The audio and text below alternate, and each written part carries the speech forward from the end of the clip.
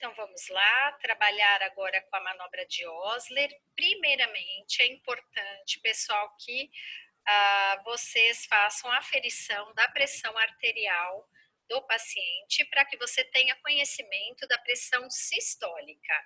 E aí, então, você pode proceder à manobra de Osler. Como é que funciona? O esfígmo já está posicionado no braço do paciente, você vai colocar aí, posicionar seus dedos na artéria radial e vai comprimir ou inflar o manguito até que ele ultrapasse a pressão sistólica conhecida.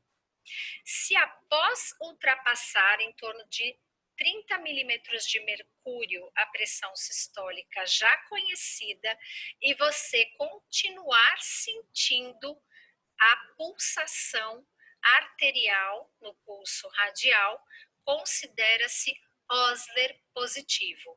O que significa Osler positivo? Que a artéria não colapsou e que, portanto, provavelmente, né, há um enrijecimento dessa artéria. Ou seja, provavelmente essa pessoa é portadora de arteriosclerose. Caso contrário, o que acontece? Nesse procedimento, a tendência é que a própria artéria colapse, ou seja, ela colabe, né? E você não consiga sentir o pulso, que é o que a gente chama de Osler negativo, e, portanto, a pessoa não é portadora da arteriosclerose. Então, é uma manobra simples, mas é extremamente importante que se faça, porque o tratamento é um pouco diferente.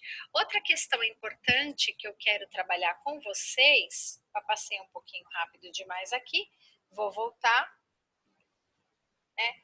Outra questão importante que eu quero trabalhar com vocês é com as medidas da pressão arterial. Então, já há algum tempo a gente trabalha com níveis pressóricos considerados como satisfatórios, sendo abaixo ou igual a 120 para a pressão sistólica e 80 para a pressão diastólica. Acima disso, esse valor ou mais, a gente diz que é normal. 125, a partir de 125 e 81, a gente já fala, olha, está no limite. Vocês vão naturalmente ouvir algumas pessoas dizer que, nossa, mas uma pressão de 125 por 81 já é possibilidade do indivíduo desenvolver ou pode ser significado um limite para hipertensão? Sim, sim. Mesmo no idoso? No idoso tem a questão da arteriosclerose, então é natural que ela eleve, mas isso já é considerado hipertensão, né? Ou que ele tenha aí um pico hipertensivo, eventualmente, se é que ele não está tendo isso sempre. Hipertensão em estágio leve, o estágio 1, é toda medida pressória entre 135 e 159, né, para sistólica, 85 a 99 para diastólica. Estágio 2, que a gente considera como moderado, é 160 a 179 para sistólica e 100 a 109 para diastólica. Estágio 3, ou grave, é a sistólica acima de 180, igual acima de 180 milímetros de mercúrio, e a diastólica acima ou igual a 110. Pode ser isolada também, estando ela acima de 140 para a sistólica, né, ou igual a 140, é considerada hipertensão, e para 90 é considerada também a diastólica para hipertensão. Uma questão importante aqui, o meu botãozinho está com problema, ele está com pressa, né? Aqui é vocês considerarem também a hipertensão associada a riscos cardiovasculares, ou seja, a riscos que o paciente tem, outras comorbidades que podem cooperar para o agravamento da pressão arterial do paciente. Então, a gente leva em consideração a presença de diabetes mellitus, de lesão de órgão-alvo, por exemplo, arteriosclerose, a pressão a síndrome metabólica e outras coisas associadas. Então, como é que a Sociedade Brasileira de Cardiologia considera esses dados? Isso é importante também que vocês tenham isso em mente. Então, o indivíduo que mantém a pressão menor que 120 por 80 milímetros de mercúrio e não tem nenhuma comorbidade, está com uma condição de saúde ótima. Tá? Se ele fica entre 120, 129, 80, 84, a gente diz normal, 130, 139 e 85, 89, a gente diz limítrofe. Né? A partir do momento que ele atinge 140 a 159, 90 a 99, ele já tem o estágio 1. A partir de 160 a 179 e 100 a 109 é o estágio 2. Estágio 3 é acima ou igual a 180 e a diastólica acima ou igual a 110, que é essa primeira linha que eu estou falando aqui para vocês. Nesse caso, é considerado ótimo, normal, limítrofe, estágio 1, 2, 3, a partir do momento que ele não tenha nenhuma comorbidade associada. A partir do momento que ele passa a ter comorbidades, o risco começa a ser identificado de forma diferente. Então, nessa condição, o paciente não tem comorbidade, risco basal. Quando ele tem a PA considerada normal, risco basal também, limítrofe, risco basal também, que é um risco básico, que todo mundo tem. A partir do momento que ele tem estágio 1, tem risco baixo adicional, estágio 2, risco moderado adicional, estágio 3, alto risco adicional. Veja, ele não tem nenhuma comorbidade. Quando ele passa a ter uma ou duas comorbidades, o negócio já muda um pouquinho. Ele passa a ser para pressão, que a gente considera normotensão ótima, baixo risco adicional. Também para normal, também para limítrofe. Quando ele tem já alterações da pressão arterial, então ele está em estágio 1, ele tem uma ou duas comorbidades, a gente chama ele de moderado risco adicional. Se ele tem estágio 2, moderado risco adicional. Se ele tem estágio 3, risco adicional muito alto.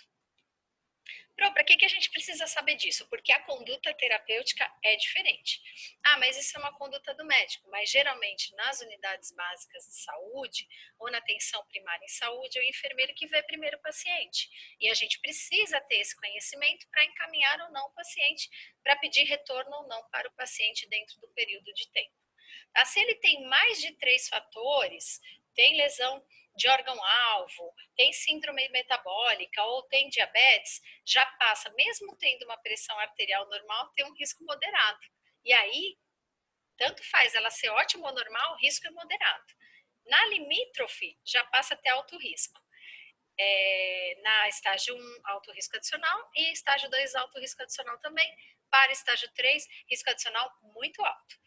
Quando ele tem muitas condições clínicas associadas, então vários problemas de saúde, tem hipertensão, tem hipertensão, está associado a diabetes, tem lesão de órgão-alvo, ou seja, ele teve um infarto ou ele teve um AVE, então aqui já totalmente, desde uma pressão estar ótima, ele já tem um risco adicional muito alto e ele vai muito alto até o estágio 2 de hipertensão. Né? Isso passa a ser aí um problema até estágio 3 de hipertensão. Vai ser um problema aí que a gente deve levar em consideração adiante. E aí a gente vai entender por que dessa classificação, que justamente é a partir dessa classificação que a gente vai fazer o segmento do paciente. Então, o paciente com uma pressão que a gente considera ótima, de 2 em 2 anos tem que voltar para reavaliar toda vez que ele tiver alguma queixa. Se ele está normal, ele tem que voltar pelo menos todo ano para ser avaliado, principalmente com a verificação da presença de doenças cardiovasculares. Se ele tem uma pressão limítrofe, é muito importante que ele volte a cada 1, 2 semanas, faça a ferição dessa pressão arterial e avaliação dessas questões, dessas doenças cardiovasculares. Se ele tem estágio 1, 1, 2 semanas tem sim que pedir para que ele volte, tem que avaliar essa pressão arterial. Se ele tem estágio 2, também a gente trabalha com avaliação entre 1, 2 semanas, e desde que ele não tenha sintomatologia para crise hipertensiva. Se ele está desenvolvendo crise hipertensiva com recorrência, tem que encaminhar para o médico. A partir do estágio 3, quem vai tratar o paciente é o médico. Então, é justamente o que a gente estava trabalhando no MAC, né? Modelo de atenção a crônicos. Então, dependendo da complexidade do caso, vai então para um segmento individualizado com o médico. Outra questão importante, para quem não está entendendo muito bem o que é uma lesão de órgão-alvo, eu trouxe aqui para vocês. No cérebro, a gente chama de lesão de órgão-alvo, AVE hemorrágico, AVE isquêmico, no coração, hipertrofia, insuficiência cardíaca congestiva, doença coronariana, nos rins, nefroesclerose, ateroma renal e nos vasos sanguíneos, dissecção de aorta, aneurisma arterial. Isso é importante que vocês saibam. E os pacientes, gente, eles são classificados em 3 grupos, grupo A, B e C. Quem é o paciente do grupo A? Que não tem fator de risco e não tem lesão em órgão-alvo. O B, ele tem fator de risco, mas não tem diabetes e não tem lesão em órgão-alvo. Quem é o C? É o cara que tem presença de lesão em órgão-alvo, tem uma doença cardiovascular, teve um AVE e ele tem ou não a diabetes mellitus associada. Para que a gente precisa classificar os pacientes nesses grupamentos? Porque é o grupamento e a medida da pressão arterial que vai definir como que você vai atender o paciente. Então, o paciente que tem uma pressão normal ou limítrofe do grupo A vai trabalhar com mudança de estilo de vida. E geralmente quem conduz esse paciente é o enfermeiro na atenção primária à saúde. Tá? O B também e o C também, lembrando aí se ele não tiver insuficiência cardíaca nem renal crônica, que aí ele entra com outro cuidado. Se ele tiver uma pressão arterial aumentada, você vai reavaliar se ele for do grupamento A em 12 meses, se ele for do grupo B até 6 meses e se ele for do grupo C, ele já entra com terapia medicamentosa.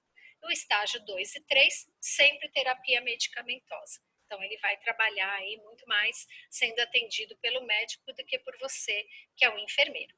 Tá? Coloquei aqui alguns diagnósticos de enfermagem por Nanda, mas eu deixei um exercício para vocês que vocês vão trabalhar com o CIP. Então, débito cardíaco diminuído, risco de perfusão tissular cerebral ineficaz, periférica, renal, risco de volume de líquido deficiente, dor aguda por conta de cefaleia occipital, intolerância à atividade, controle ineficaz do regime terapêutico. Eu acho que é uma das coisas que mais deixa a gente de cabelo em pé, que é o paciente que não toma medicação. Tô bem, não tô sentindo nada, não vou tomar medicação. Esse é um dos problemas que a gente tem. E eu trouxe aqui os diagnósticos para vocês verem que esses estarão sempre presentes aí no dia a dia do trabalho de vocês. Outra questão importante, gente, são as prescrições de enfermagem. Então, sempre uma orientação adequada, uma mudança de estilo de vida, mas que você realmente seja efetiva nessa orientação. Então, acompanhe o paciente, elogie, prescreva mudanças de estilo de vida que de fato ele possa fazer, que caiba dentro da realidade da vida dele, né? A importância de orientar sobre o uso do diurético, do vasodilatador, as consequências, o que ele pode sentir, o que pode acontecer, as medidas para redução de peso. Não é só falar que ele tem que emagrecer, a gente tem que dar situações para que isso seja facilitado, informar o paciente sobre sinais de complicação, para que ele possa reconhecer e se autocuidar.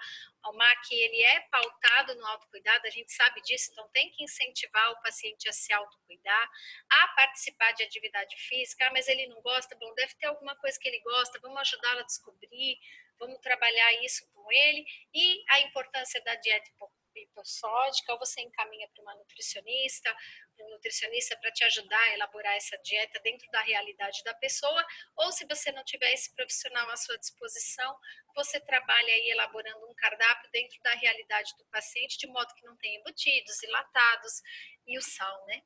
O sal aí é um dos grandes vilões. Aqui eu coloquei algumas questões de dietas, o que ele deve preferir, o que ele deve limitar e o que ele nunca deve tomar. A gente, às vezes, quando faz orientação em saúde, a gente faz uma brincadeira que se chama semáforo da dieta. A gente trabalha com embalagens e ele tem que dizer se a embalagem é sinal verde, se é amarelo ou se é vermelho. Então, acho que é uma maneira muito legal da gente trabalhar a educação em saúde com relação aos alimentos, né? E aí ele acaba se conscientizando do que ele não pode comer nunca, do que ele pode comer às vezes, com bastante moderação, e o que ele pode comer sempre. Eu gosto bastante disso.